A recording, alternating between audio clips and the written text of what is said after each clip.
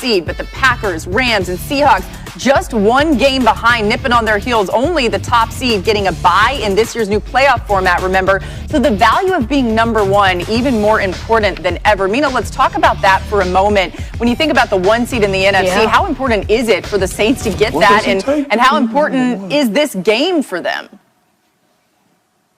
Well, you said it, Laura. It's huge because they get the bye. Right now they are in pole position, and it does come down to these next few games when Drew Brees is out. Look, yesterday I had pumpkin pie. On Sunday, I had to have some humble pie. And so did everyone else on this show watching Taysom Hill, because he was much better than pretty much anyone expected, honestly. He wasn't Steve Young, but he wasn't Steve Old either. He looked like an NFL quarterback. The difference this week is Denver is a much better defense than Atlanta, and they also have the benefit of knowing what's coming.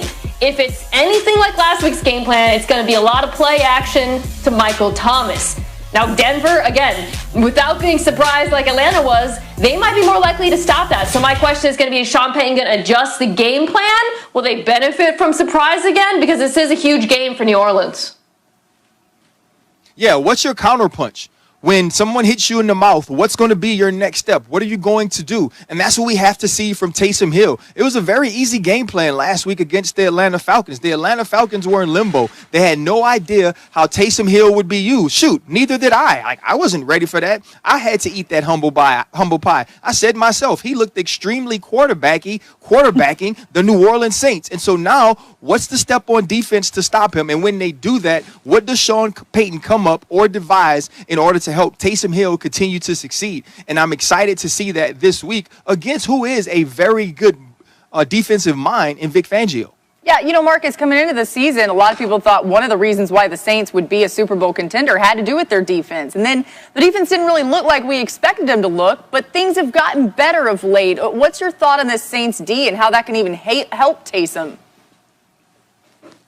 Yes, El, I know we like talking about the young, muscular lad from Brigham Young and Taysom Hill, but the real story here with the New Orleans Saints is the defense over the past few weeks. He's young. He's young, RC. We old. We have to accept it. You and I are old now. He's young. He was born in the 90s, okay? Listen, this is the thing. This is the thing, though. Like, we look at the New Orleans Saints, and we understand that Sean Payton is a guru, and he can matriculate and do things offensively and kind of cover up some of those weaknesses. This defense is becoming what Mina thought they would be, because I got to shout out and give a credit about this secondary, and then up front they're starting to get after the passer. Trey Hendricks is a part of he's league leading in sacks. We see Cam Jordan starting to come on because people can't focus on him. This defensive line is starting to control games. Y'all, look, for as much as we killed the Tampa Bay Buccaneers about that game, the Bucs only scored 3 points. That had a lot to do with that New Orleans Saints defense. And now you get into the point of the season where you look at the Saints offensively and say, okay, when they get Drew back, they can pretty much match everybody offensively. Now, if this defense keeps continuing to build and roll, we might be talking about the Saints being back in that Super Bowl conversation with the young, muscular lad from Brigham Young. Hey, listen, the only people who are old on this show, That boy ain't taking nobody to no Super Bowl. Wait, what? What, Ryan? Not him. I'm just saying he's going to be a part of it, RC. My bad. Well, I mean, young, muscular lad. Stop being so damn mean. Well, it's because he has a microphone. All right, anyway, our game picks look like this. We're all in the Saints, so apparently we're all believing in that young, muscular lad from Brigham Young. And I just want to say this. The only old people on this show are Ryan and Marcus Spears. All right, Field Yates is here for our DraftKings play of the day. Let's start with Adam Thielen, Field. That's right, Laura, and I'm not sure if I'm old or young. It's You're all young. up for debate. You're really young. But I digress.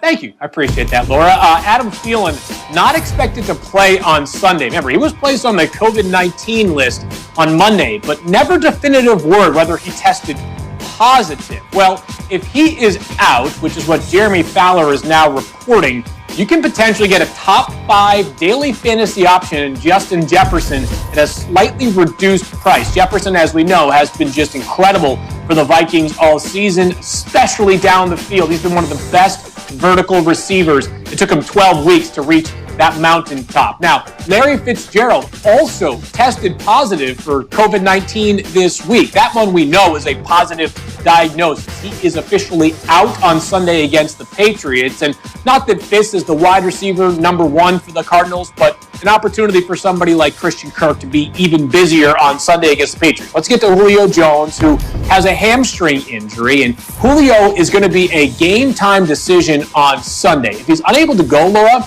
Russell Gage, coming off of a 7-catch game, should once again be busy for the Falcons. He's still been capable this year with 42 catches already. The Falcons seem to always find good, young, productive wide receivers. All right, thanks so much, Field. And Patrick Mahomes and Tom Brady getting ready. Let's start with the quarterback situation with the Jets, Field. What do we know about Sam Darnold?